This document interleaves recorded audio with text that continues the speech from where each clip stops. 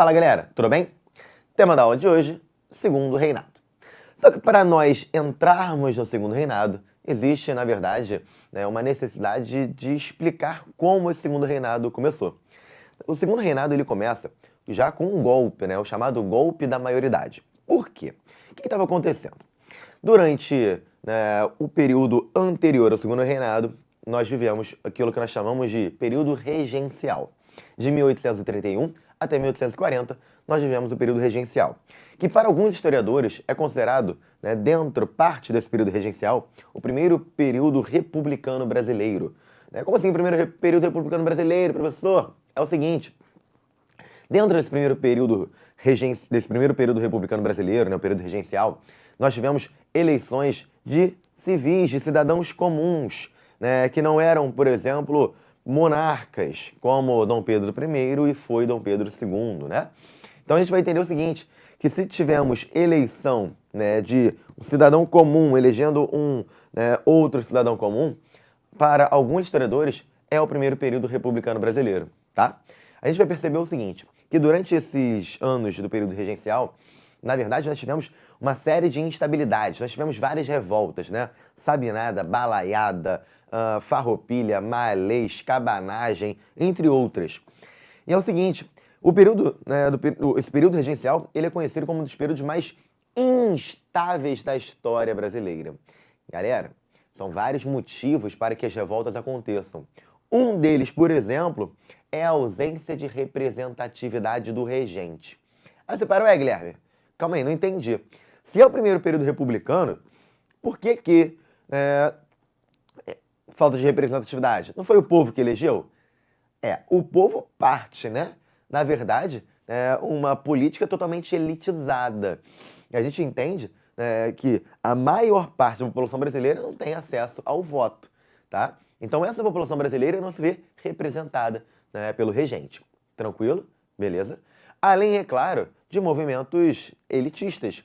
Nós temos a própria Revolução Farroupilha no sul do Brasil, de 1835 a 45, que é um movimento, inclusive, separatista, Então a gente entende o seguinte, cara, que no período regencial nós temos uma série de movimentos de contestação daquele governo. Uma série de movimentos que não acreditam que o regente seja o representante certo do Brasil, e correto, mas que Dom Pedro era esse homem. E, gente, Dom Pedro, que na época ainda era um little baby, um bebezinho, preste atenção, o Dom Pedro, ele foi abandonado pelo seu pai aqui no Brasil com 4 para 5 anos. Caraca, de 4 para 5 anos, alguém pode governar de 4 para 5 anos? Não tem como. E aí tivemos o período regencial. Gente, o Dom Pedro ele só poderia governar quando ele completasse a maioridade. Aí que está a grande questão. Esperar até a maioridade de Dom Pedro seria muito complicado. Esperar até a maioridade de Dom Pedro seria muito difícil, gente. É o seguinte, quando chega em 1840, parte dessa elite brasileira começa a ficar muito assustada, começa a perceber o seguinte, se não tomarmos as rédeas do Brasil, mais cedo ou mais tarde, um desses movimentos vão conseguir se separar do Brasil. Um desses movimentos, com certeza, irá promover um movimento que vai quebrar o Brasil, que vai fragmentar o Brasil. As elites brasileiras estão com muito receio, estão com muito medo dos próprios movimentos que estão ocorrendo aqui no Brasil. E aí você vai perceber o seguinte, que os dois grupos da elite brasileira que se revezavam, de certa forma, no poder, os chamados liberais e conservadores, esses grupos eles vão acabar se aproximando para que Dom Pedro, mesmo sem ter completado maioridade, assuma o governo brasileiro. O que isso significa? Que, inicialmente, os liberais convidaram, convocaram, falaram com Dom Pedro, negociaram com Dom Pedro a maioridade. E o Dom Pedro aceitou. Os conservadores, que não eram bobos nem nada, perceberam que uma elite se aproximava de Dom Pedro. Os conservadores fizeram o quê? Também se aproximaram de Dom Pedro.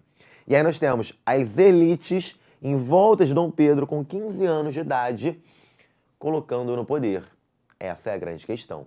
O golpe da maioridade iria resolver problemas políticos, problemas sociais para a elite brasileira, é claro. Dom Pedro assumiria em 1840 e iniciaria ali o que nós chamamos, de segundo reinado. Gente, um Dom Pedro que é muito jovem, mas que que para o povo brasileiro trazia muita representatividade.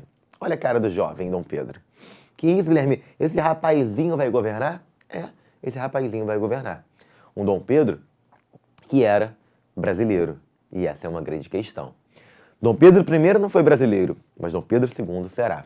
E aí o povo via com bons olhos a presença de Dom Pedro II. Acreditava que Dom Pedro II, por ser brasileiro e por ter sido criado aqui no Brasil, governaria para o povo como um todo.